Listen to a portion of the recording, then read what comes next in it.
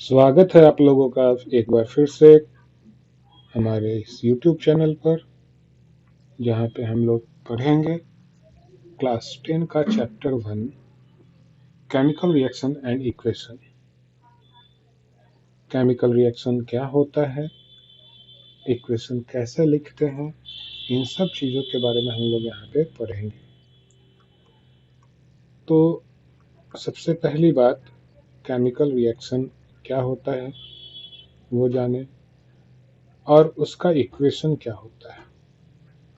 तो अगर हम लोग किसी सब्सटेंस को, किसी मैटर को रिएक्शन के लिए पार्टिसिपेट करवाते हैं और उनके बीच अगर रिएक्शन होता है, अब जैसे मान लीजिए कि हम लोग ए और बी को लिए और ए और बी के मिलने के कारण सी बन जाए, तो इन दोनों में चेंज हुआ और बदल करके क्या बन गया, तो ये हमारा सी में बदल गया।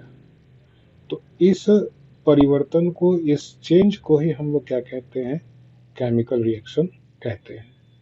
अब एक और चीज कि केमिकल रिएक्शन को जब भी दिखलाया जाता है तो एक एरो के साइन के द्वारा दिखाया जाता है।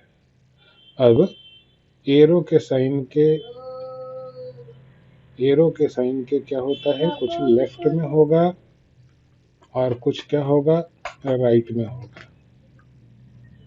तो जो कंपोनेंट हमारा लेफ्ट में होगा उस कंपोनेंट को हम लोग क्या कहते हैं, रिएक्टेंट कहते हैं, और जो राइट में होगा उसको हम लोग क्या कहते हैं, प्रोडक्ट कहते हैं। यानी राइट साइड में जो दिखलाया जाएगा वह हमारा क्या होगा, प्रोडक्ट होगा, और लेफ्ट साइड में जो दिखलाया जाएगा वो हमारा क्या होगा, रिएक्टेंट होगा।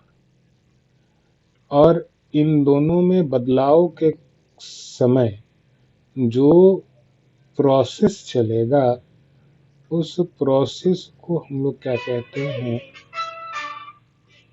उस प्रोसेस को हम लोग,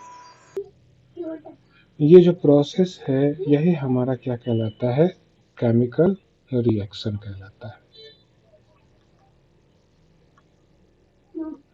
अब केमिकल रिएक्शन में क्या होगा, तो केमिकल रिएक्शन, अब देखिए यहाँ पे जो मैटर है, जो हम लोग 9th में पढ़े थे मैटर के बारे में, तो मैटर के दो प्रॉपर्टी होते हैं, एक फिजिकल प्रॉपर्टी और दूसरा केमिकल प्रॉपर्टी। ठीक है, तो फिजिकल प्रॉपर्टी में जो चेंज होगा, फिजिकली अगर कोई सब्सटेंस चेंज होता है तो वह क्या कहलाता है, फिजिकल चेंज कहलाता है।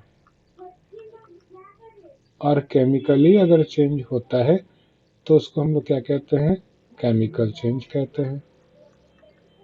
अब ये केमिकल चेंज जो होगा, सबसे पहला बात इसमें कि यह इरिवर्सिबल टाइप का होगा। ठीक है, ये इरिवर्सिबल होगा, जबकि ये क्या होगा, रिवर्सिबल होगा। केमिकल चेंज इरिवर्सिबल होगा तो यहाँ पे या तो हीट लगेगा, ठीक है, एब्जॉर्ब होगा हीट, या हीट क्या होगा, इवॉल्व होगा। ठीक है, यहाँ पे टेम्परेचर भी चेंज होगा। तो इस तरीके से हम पता कर सकते हैं कि कौन सा चेंज हमारा फिजिकल चेंज है और कौन सा चेंज हमारा केमिकल चेंज है। अब जैसे फिजिकल चेंज में अगर हम एग्जांपल देखें तो आइस है, आइस को हम लोग क्या करेंगे, यूं ही छोड़ देंगे तो हमारा किस में बदल जाएगा, पानी में बदल जाएगा। अब पानी को फिर से ठंडा करके हम लोग आइस में बदल सकते हैं, तो ये क्या होगा, ये तो रिवर्सिबल टाइप का रिएक्शन, सॉरी रिवर्सिबल टाइप का प्रोसेस हो गया।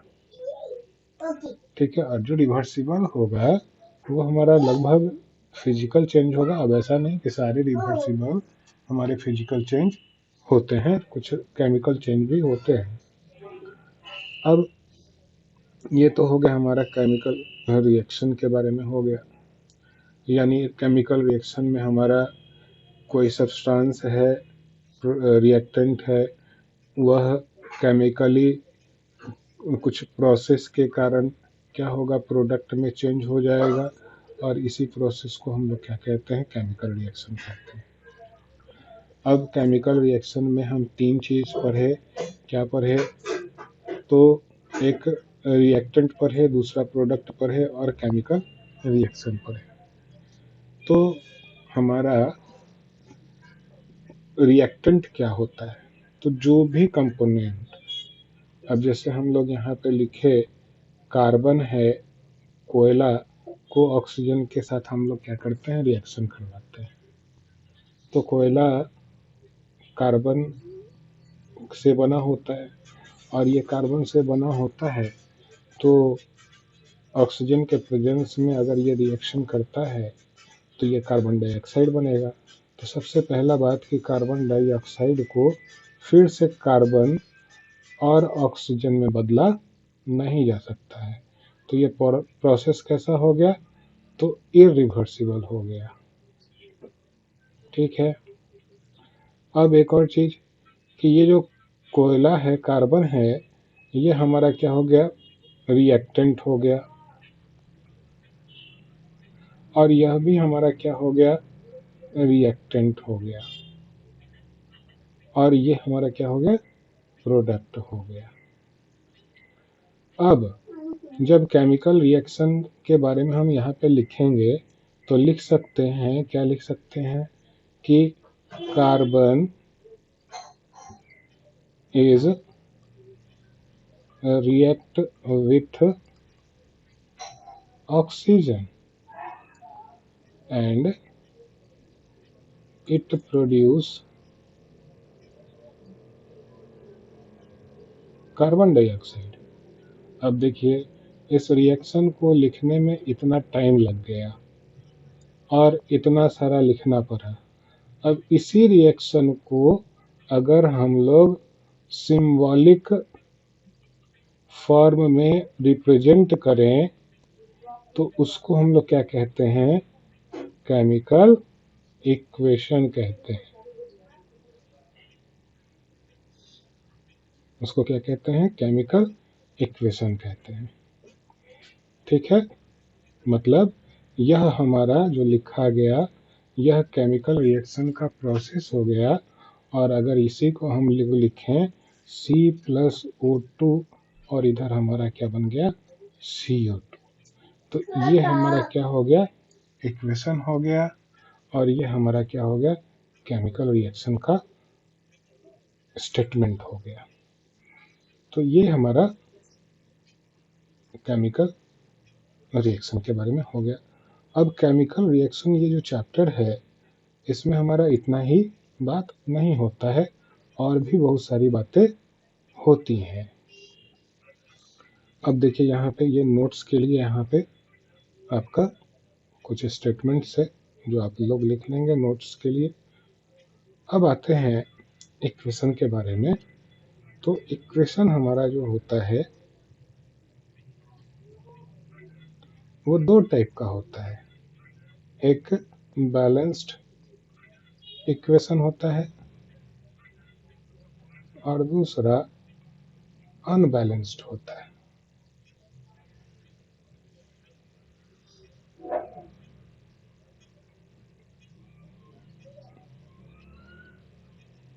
ठीक है।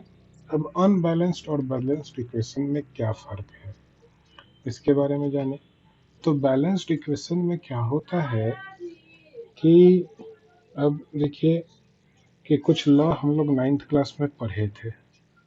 9th क्लास में एक लॉ पढ़े थे जिसको कहते हैं लॉ ऑफ कंजर्वेशन ऑफ मास। ये हम लोग पढ़े थे 9th क्लास में। इसमें क्या कहता है कि मास ऑफ रिएक्टेंट वो हमेशा इक्वल होगा किसके, तो मास ऑफ प्रोडक्ट के। अब ये कैसे हो सकता है, रिएक्टेंट और प्रोडक्ट का मास बराबर कैसे हो सकता है, तो जो कंपोनेंट्स हैं, कंपोनेंट्स ऑफ रिएक्टेंट वो इक्वल हो जाए किसके, तो कंपोनेंट्स ऑफ प्रोडक्ट के, तब हमारा ये क्या होगा, मास बराबर होगा। तो अगर इस लॉ को हम फॉलो करेंगे तो किसी भी केमिकल इक्वेशन को हमको क्या करना पड़ेगा, तो उसको बैलेंस करने की ज़रूरत पड़ेगी। अगर इस लॉ को फॉलो नहीं करते हैं तब हमको इक्वेशन को बैलेंस करने का कोई ज़रूरत नहीं है। अब जैसे एग्जांपल हम लोग यहाँ पे लिए कि भाई आपका C और प्लस O2 और क्या बन गया, CO2 बन गया। अब यहाँ पे C का नंबर 1 है और ऑक्सीजन का नंबर 2 है, ठीक है। इधर कार्बन कितना है, कार्बन 1 है और ऑक्सीजन कितना है, 2 है। अब इस तरफ आ जाए तो इस तरफ भी कार्बन हमारा क्या है, 1 है और ऑक्सीजन हमारा क्या है, 2 है। अब इधर का मास अगर हम कैलकुलेट करें और इधर का मास कैलकुलेट करें तो वो दोनों क्या होगा, इक्वल होगा। क्यों, क्योंकि नंबर भी दोनों का इक्वल है। तो सिंपल देख सकते हैं, कार्बन का मास क्या होता है, 12 होता है और ऑक्सीजन का मास 16 होता है। तो 2 ऑक्सीजन है तो 16 इंटू 2 यानी 12 प्लस 32 ऐड करेंगे तो 44 हो जाएगा। और उसी तरीके से यहाँ पे भी कार्बन है और प्लस 16 इंटू 2 ऑक्सीजन है और ये 12 और प्लस 32 ये भी क्या हो गया, 44 हो गया। यानी LHS जो है वो बराबर है RHS के। अगर हम दूसरा इक्वेशन लेकर के चलें, जैसे मान लीजिए कि मैग्नीशियम ऑक्सीजन के प्रेजेंस में ऑक्सीजन के साथ रिएक्ट करता है और क्या बनाता है, MgO बनाता है। अब इधर हम मास कैलकुलेट करेंगे और इधर मास कैलकुलेट करेंगे तो दोनों बराबर नहीं आएगा। अगर मैग्नीशियम का मास हम लोग लें 24 होता है और ऑक्सीजन का मास तो 16 होता है, तो 16 इंटू 2 हो गया। अब 24 और प्लस 32 अगर इन दोनों को ऐड करें तो हमारा हो जाएगा 656 हो गया, ठीक है। ये हमारा क्या हो गया, LHS का हो गया। अब आते हैं RHS में। यहाँ पे क्या फार्मूला है, MgO है फार्मूला, ठीक है। अब MgO है तो Mg का मास कितना लिखेंगे, तो Mg का मास हमारा क्या होगा, 24 होगा और प्लस 16 होगा। अब इनको ऐड करेंगे तो क्या हो जाएगा, तो 40 हो गया। अब देखिए यहाँ RHS और LHS हमारा बराबर नहीं है, तो LHS RHS बराबर नहीं है, तो जो law of conservation of mass है, law of conservation of mass वो क्या हो जाएगा, फेल हो जाएगा। लेकिन यह तो सही है, ये कभी फेल नहीं हो सकता है। तब क्या करना पड़ेगा, तो इन दोनों को बराबर करने के लिए इन नंबर्स को हमको क्या करना पड़ेगा, बराबर करना पड़ेगा। मतलब इधर मैग्नीशियम 1 है तो इधर भी मैग्नीशियम 1 होना चाहिए, इधर ऑक्सीजन 2 है तो इधर भी ऑक्सीजन 2 होना चाहिए। अब ऐसा तो यहाँ पे पॉसिबल कैसे हो सकता है, तो पॉसिबल हो सकता है। यहाँ पे एक मैग्नीशियम के साथ एक ऑक्सीजन जुड़ा हुआ है, देख रहे हैं, एक मैग्नीशियम एक ऑक्सीजन, ठीक है। और इधर 2 ऑक्सीजन है, तो अगर हम मैग्नीशियम भी 2 कर दें तो मैग्नीशियम 2 हो जाएगा। तो हम लोग इस प्रकार से इसको लिख सकते हैं, 2Mg प्लस O2 एरो का साइन और 2MgO, ये हो सकता है। अब ये हमारा क्या हो गया, जब दोनों तरफ कंपोनेंट बराबर है तो इसको हम लोग क्या कहेंगे, बैलेंस्ड इक्वेशन।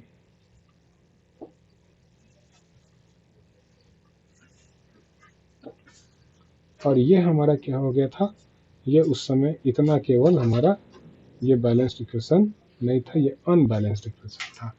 तो इक्वेशन हमारा दो टाइप का हो गया।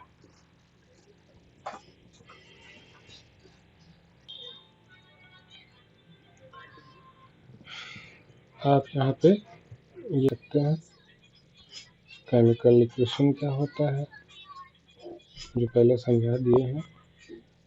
केमिकल इक्वेशंस कितने टाइप के होते हैं, तो जैसा कि बताया आपको, केमिकल इक्वेशंस हमारे दो टाइप के होते हैं, एक बैलेंस्ड इक्वेशन और दूसरा अनबैलेंस्ड इक्वेशन। तो ये आप नोट कर सकते हैं। अब इसके आगे हम लोगों को पढ़ने की ज़रूरत है कि इक्वेशन को बैलेंस कैसे किया जाए। तो यहाँ पे हम लोगों को ज़्यादा कुछ मेहनत नहीं करना है। यहाँ पे हम लोग केवल हिट और ट्रायल मेथड का स्टडी करेंगे। हिट एंड ट्रायल मेथड कहने का मतलब कि हम लोग कुछ नंबर्स को कोएफिशिएंट के रूप में यहाँ पे हम लोग रखेंगे। इसको हम लोग क्या कहते हैं, हिट एंड ट्रायल मेथड। अब जैसे मान लीजिए कि हमको एक इक्वेशन बैलेंस करना है, जैसे हम लिख दिए कि H2 और प्लस O2 रिएक्शन कर रहा है। ये तो बहुत इजी इक्वेशन है, लेकिन इस इजी इक्वेशन को ही हम लोग यहाँ पे देखते हैं पहले। और हमारा क्या बन रहा है, H2O बन रहा है। तो सबसे पहले हम लोग इसमें देखेंगे कि लेफ्ट हैंड साइड में कितने कंपोनेंट हैं, राइट हैंड साइड में कंपोनेंट कितने हैं। ये हमारा LHS हो गया और ये हमारा RHS हो गया। LHS में कौन कौन सा कंपोनेंट है, हाइड्रोजन है, ऑक्सीजन है। RHS में भी हाइड्रोजन है, ऑक्सीजन है। और अब हाइड्रोजन यहाँ पे कितना है, 2 है, और ऑक्सीजन भी यहाँ पे क्या है, 2 है। इधर हाइड्रोजन क्या है, 2 है, लेकिन ऑक्सीजन इधर क्या है, 1 है। यानी ये तो बराबर है, हमारा हाइड्रोजन दोनों साइड में बराबर है, लेकिन ऑक्सीजन हमारा बराबर है। तो अब ऑक्सीजन जिधर कम है उधर हम लोग क्या करेंगे, मल्टीप्लाई करेंगे, और उस नंबर से मल्टीप्लाई करेंगे कि जिससे वह दूसरे साइड के जो कंपोनेंट हैं उसके बराबर हो जाए। अब देखिए यहाँ पे एक और चीज़ ध्यान देने की बात है, इधर हाइड्रोजन और ऑक्सीजन दोनों साथ में है, H2O के फॉर्म में है। तो हम जब भी मल्टीप्लाई करेंगे तो कोफिशिएंट के रूप में मल्टीप्लिकेशन करेंगे। यहाँ नंबर मल्टीप्लाई होगा, और यहाँ जो मल्टीप्लाई नंबर होगा वह इसके साथ भी मल्टीप्लाई होगा और इसके साथ भी मल्टीप्लाई होगा। यानी यहाँ जो नंबर हम मल्टीप्लाई करेंगे तो अपने आप ऑटोमेटिकली आपका हाइड्रोजन का नंबर उसमें मल्टीप्लाई हो जाएगा। यानी इसको हमको क्या करना है, 2 करना है। देख रहे हैं इधर 2 है, तो इधर हमको इसको क्या करना है, 2 करना है। तो हम यहाँ पे मल्टीप्लाई करेंगे, इन दोनों को हम एक साथ रख रहे हैं और इसको मल्टीप्लाई कर दिया 2 से। क्यों 2 से, इसमें दोनों में, तो यहाँ पे हमें पता है कि कोफिशिएंट हम लोग इसके आगे लगाएंगे, और आगे जैसे ही लगाएंगे तो हाइड्रोजन के साथ भी मल्टीप्लाई होगा और ऑक्सीजन के साथ भी मल्टीप्लाई हो जाएगा। तो अब नया नंबर क्या हो जाएगा हमारा, तो हाइड्रोजन हो गया हमारा 4 और ऑक्सीजन हो गया हमारा 2। इस 2 से मल्टीप्लाई करने के कारण 2 2 जा 4 हो गया, 2 1 जा 2 हो गया। अब देखिए यहाँ पे ऑक्सीजन तो बराबर हो गया, लेकिन अब बारी आ गई हाइड्रोजन की। हाइड्रोजन इधर क्या हो गया, 4 हो गया, और हाइड्रोजन इधर क्या हो गया। तो यहाँ पे हम अपने मन से नंबर डाले, एक नंबर डाला और उसको मल्टीप्लाई किया और मिला करके देखा बराबर आता है या नहीं। अगर बराबर आ गया तो ठीक है, नहीं तो फिर और ट्राई करेंगे। इसीलिए इसको हम लोग क्या कहते हैं, हिट और ट्रायल मेथड कहते हैं। हम नंबर रखेंगे, ट्राई करेंगे, नंबर रखेंगे, ट्राई करेंगे। कब तक करते रहेंगे, जब तक कि आपका एलएचएस का कंपोनेंट आरएचएस के कंपोनेंट के बराबर ना हो जाए। तो अब देखिए यहाँ पे ऑक्सीजन तो बराबर हो गया, लेकिन इसको बराबर करने के चक्कर में हाइड्रोजन का संख्या हमारा बदल गया। अब देखेंगे, अब यहाँ पे हाइड्रोजन अलग है, ऑक्सीजन अलग है, यानी हम लोग यहाँ पे मल्टीप्लाई कर सकते हैं कोफिशिएंट, और यहाँ पे भी कर सकते हैं। जहाँ ज़रूरत होगा हम वहाँ पे मल्टीप्लाई करेंगे। तो हमको ज़रूरत कहाँ पे है मल्टीप्लाई करने का, तो ऑक्सीजन तो मेरा ऑलरेडी बराबर हो चुका है, तो ऑक्सीजन में कुछ भी हम नहीं लिखेंगे, इसमें कोई छेड़छाड़ नहीं करेंगे। कहाँ करना होगा, तो देखिए ये 4 है, यहाँ पे 2 है, तो अगर हम इसमें 2 से मल्टीप्लाई कर देंगे तो ये भी हमारा 4 हो जाएगा, यानी यहाँ पे हमको 2 से मल्टीप्लाई करना होगा। यानी हाइड्रोजन के साथ 2 से मल्टीप्लाई किए तो 2H2 प्लस ऑक्सीजन के साथ कोई मल्टीप्लिकेशन नहीं, तो O2 एरो का साइन देंगे। अब यहाँ पे मल्टीप्लाई कितने से किए हैं, 2 से किए हैं, तो यहाँ 2 लिखेंगे और उसके बाद H2O लिखेंगे। ये हमारा क्या हो गया, बैलेंस्ड इक्वेशन हो गया। और इस मेथड को हम लोग क्या कहते हैं, हिट एंड ट्रायल मेथड कहते हैं। कुछ एग्जांपल्स हम यहाँ पे देंगे और जिसके थ्रू आप इसको समझ सकते हैं हिट एंड ट्रायल मेथड में क्या किया जाता है। अब Fe प्लस H2O, इसको रस्टिंग कहते हैं, Fe3O4 और प्लस H2। अब देखेंगे हम लोग यहाँ पे फिर से उसी तरीके से इधर LHS कर दें और इधर RHS कर दें। अब LHS में कौन कौन सा कंपोनेंट प्रेजेंट है, सबसे पहले वो लिख लें। Fe प्रेजेंट है, H2 प्रेजेंट है, सॉरी H प्रेजेंट है और O प्रेजेंट है। एक और बात ध्यान देंगे, इन दोनों को हम लोग ऐसे इसको रिप्रेजेंट कर लेंगे पहचान के लिए कि ये दोनों एक साथ में है। और इधर क्या है, तो इधर Fe है, O है और H है। अब यहाँ पे ये दोनों एक साथ में है, मतलब कि अगर किसी भी नंबर से मल्टीप्लाई करेंगे तो ये दोनों में मल्टीप्लाई होगा, किसी भी नंबर से मल्टीप्लाई करेंगे तो इन दोनों से होगा। अब यहाँ पे इसका संख्या क्या है, 1 है, हाइड्रोजन का संख्या 2 है और ऑक्सीजन का संख्या 1 है LHS साइड में। अब दूसरे साइड में आते हैं, यहाँ पे आयरन का संख्या 3 है, ऑक्सीजन का संख्या 4 है और हाइड्रोजन का संख्या 2 है ना। तो अब क्या करना है, तो आप देख सकते हैं क्या करना है, हम लोगों को क्या करना होगा। तो सबसे पहली चीज देखिए यहाँ पे कि आयरन का संख्या कितना है, यहाँ पे कितना है और यहाँ पे कितना है। तो आयरन का संख्या यहाँ पे हमारा 3 है और यहाँ पे 1 है। तो अगर हम इसमें 3 से मल्टीप्लाई कर दें तो ये हमारा 3 हो जाएगा। चलिए ठीक, इससे कोई बदलाव नहीं हुआ, चलिए हो गया। अब इधर देखें ऑक्सीजन हमारा कितना है, 4 है, और इधर ऑक्सीजन हमारा कितना है, 1 है।